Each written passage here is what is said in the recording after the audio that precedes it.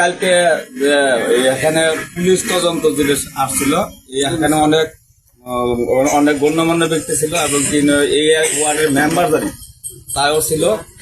তদন্ততে আসলে ও পুলিশ দারোগা বলতে পারে না যে আসলে ঘটনা সত্য, এবং কি শেষ পর্যন্ত সে বলে গেছে আসলে ঘটনাটা মিথ্যা বানোয়া।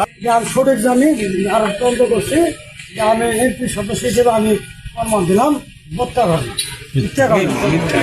আজকে যে আমরা এখানে উপস্থিত হয়েছি একটি ষড়যন্ত্রমূলক বিষয় নিয়ে, জাহিদুল সোনার এরশাদের নামে যে একটি অভিযোগ করেছে, সেই অভিযোগটি সম্পূর্ণ মিথ্যা। আমি মোহাম্মদ এরশাদুল্লাহ এরশাদ, সাংগঠনিক সম্পাদক মালিকগঞ্জ ইউনিয়ন বিএনপি। অভিযোগটা উঠেছে, এই অভিযোগটা আসলে মিথ্যা, এই অভিযোগটা সত্য নয়। যদি সত্য এরশাদের উপরে যে অভিযোগ এনেছে ৫ নং ওয়ার্ডের আওয়ামী যুবলীগের সভাপতি, কুখ্যাত সন্ত্রাসী, সে ভূমিদস্যু,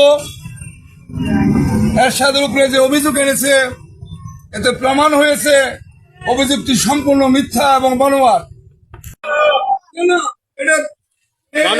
ঘটনা সত্য তাও বলবেন।